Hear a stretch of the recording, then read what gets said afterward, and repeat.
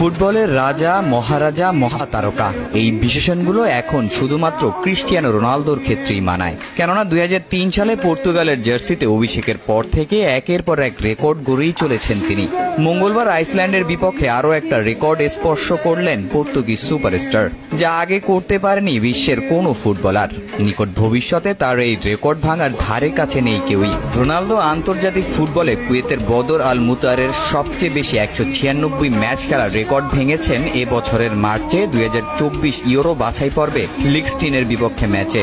আইসল্যান্ডের বিপক্ষে সংখ্যাটা নিলেন 200-তে।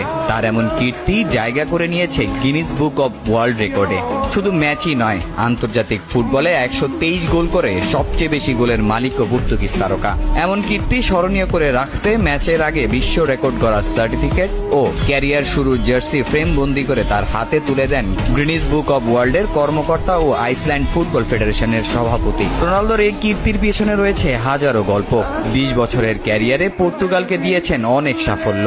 তার নেতৃত্বেই প্রথমবারের মতো ইউরোপিয়ান চ্যাম্পিয়নশিপ ও নেশনস লিগের শিরোপা জেতে পর্তুগাল। তবে মুদ্রার উল্টো পিঠেও দেখতে হয়েছে রোনালদোকে। সবশেষ কাতার বিশ্বকাপে কোচ ফার্নান্দো সান্তোসের সঙ্গে ঝামেলায় জড়িয়ে ঠিকমতো ম্যাচে নামার সুযোগ পাননি এই তারকা, যার ফল মরক্কোর কাছে লজ্জাজনক হারে কোয়ার্টার ফাইনাল থেকে বিদায় নেয় পর্তুগাল। তারপরই গুঞ্জন ওঠে হয়তো পর্তুগালের জার্সিতে আর দেখা যাবে না